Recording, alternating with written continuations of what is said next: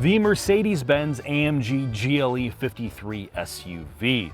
This serves as the middle-ish high trim level for the GLE lineup. This is their full-size two-row SUV. This vehicle starts at about $86,000 and is very lightly optioned to $93,000. You can get this as either a coupe, which we did a review on in the full-blown 63 or twin turbo V8 trim level a couple years ago, or as a standard SUV. Coupified SUVs are abomination, so definitely get the regular SUV. Quickly on exterior styling, unlike the BMW iX lineup and some of the new BMW styling, this Mercedes actually looks very traditional, and I mean that in a good way. The cabin too is a little older looking at this point, but all the materials are excellent. The design is not gimmicky, despite all the mood lighting, and the carbon fiber accents, which are optional, are a very, very nice addition. When it comes to usability, this is a standard two-row SUV. When it comes to both size and price structure, it's a direct competitor with the BMW X5. With the second row up, you have a large trunk area. It's nice and cavernous, again, because it's not a coupe-based SUV. And with the second row down, you have a lot of space to work with. Full-size adults will sit very comfortably in the second row. I, as a 6-foot-tall driver, can get behind myself with no problems. I have a lot of legroom, good headroom, the seats are comfortable. The door storage throughout this vehicle is great. The storage solutions in the center console work well, and it's a very easy to live with SUV. Seating position, you can get up nice and high, so if you're a shorter driver, you have good visibility. There are essentially no blind spots in this car, and if you're a taller driver, these seats, which are standard in the 53 AMG, are very comfortable. Yes, they're only heated and cooled, but there's good adjustment. You can get the leg bolster long enough, and they hold you in well when you're cornering, and the steering wheel is exactly where it needs to be. Control structure, yes, it's still MBUX, which is not the best infotainment ever designed, but you know what it does have? Physical HVAC controls, thank God. You have physical volume knob, and it's a touchscreen, so no, you don't have to use this awful touchpad. Yes, MBUX is a little bit cumbersome, but I actually think the learning curve in this is definitely lower than the new generation of iDrive and some of its competitors. So what are the cons? Well, despite a very, very quiet cabin, the Burmester audio system, at least the standard Burmester audio system, is not excellent. The heads-up display is an additional extra. This car doesn't even come with adaptive cruise control as standard. Everything is expensive in this car. MBUX, not the best infotainment in the world. And very annoyingly, there's no easy way to skip tracks. You actually have to tip-tap your way through the infotainment.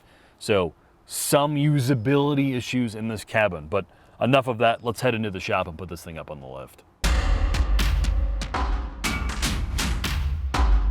In the shop with the AMG GLE53 SUV. So what do you need to know? Well, this is that middle tier AMG light SUV. It isn't the full-blown 63, which is a twin turbo V8, and it's not the 4-cylinder. Because this is an AMG model, they've gone through this chassis to make it more sporty. So yes, this is on their modular architecture that they can scale out.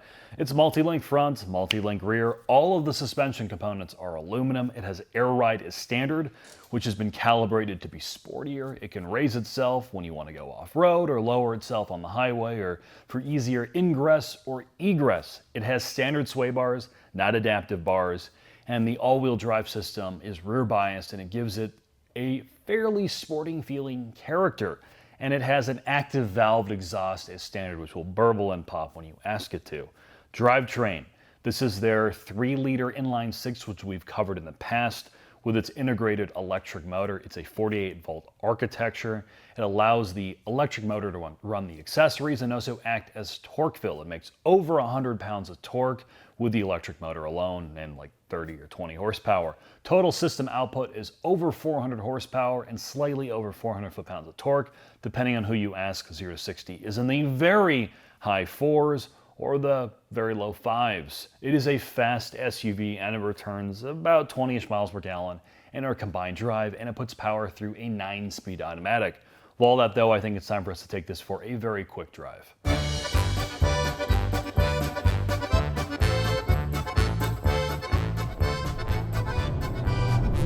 He's not your uncle, why is it your fault? Yeah, fuck him. So Mark, we've been talking about family, we've been talking about AMGs, we've been talking about inline 6s.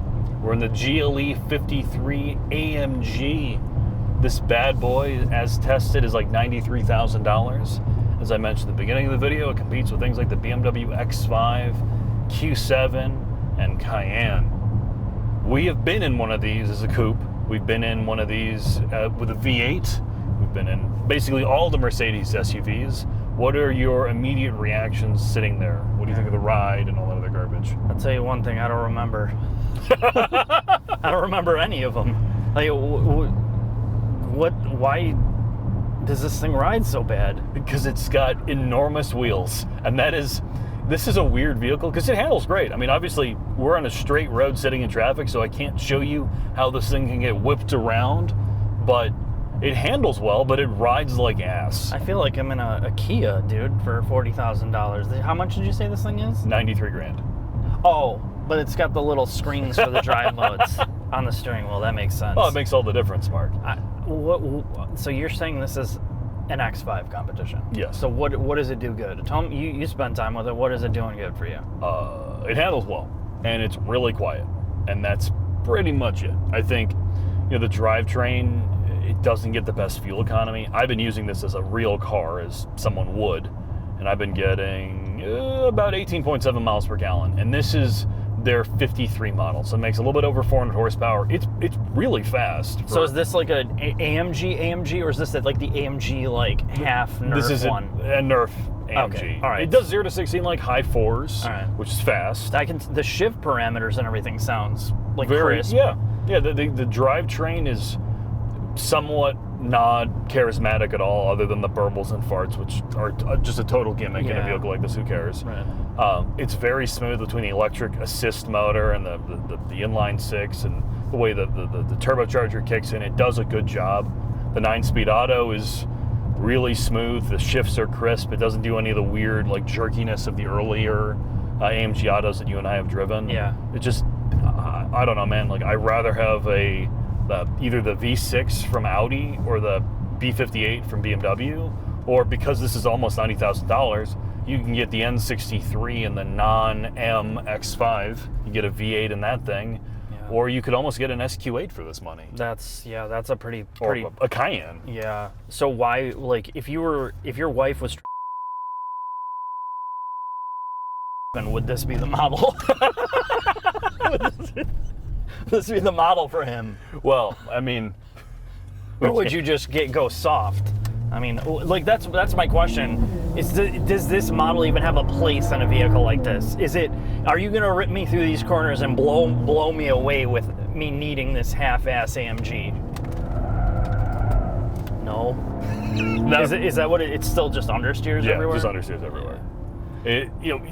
It like 6-7 tenths, it's fine. But once you start pushing it hard, this is just a weird product, right? I mean, I would either get the base one if you really like the way the GLE looks. I think it's a good-looking SUV. Save your money. No, it looks okay. Yeah. Yeah, it's not as hideous as an X5. Being honest, this is like, you either get the V8 or you get the base model. This one, it makes no sense to me because you have all the negative cons of big wheels and trying to handle halfway decently, and you don't get the good ride of a base SUV with air ride, and it doesn't go that fast. It's like this weird price point. Either get the base one or get the crazy V8. This, to me, has no real purpose. I'll just say what I need to say about it before you get into the final thoughts, Jack. I don't feel at this price level, it's this weird mix of like Kia. It feels like a Durango in some ways with the upper dash and leathers and the way that the dash is configured. The only positives that I can draw with it are trans tuning is really kind of novel and crisp, and the fact that it is really quiet. It rides way too rough even in comfort, and it just feels like you're getting nickeled and dimed to have standard features in here that you should absolutely have at this price point. I don't care if it's a luxury car. Yeah, when a Corolla comes standard with cruise control. Or adaptive cruise control. This thing at $93,000, it should not be an option. So Mark, with that, let's head into the final thoughts.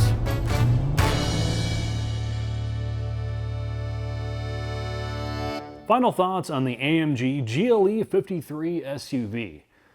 As you can clearly tell, Mark and I don't love this vehicle. We think it's too much money, it doesn't ride well, and it's sort of in a weird spot It's a vehicle that I think is made worse by the fact that it's an AMG product without a V8.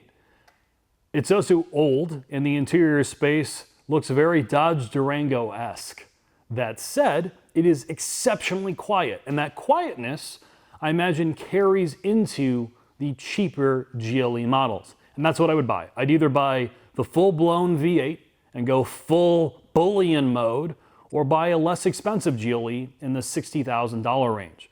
With that, thanks for watching. I hope to see you soon.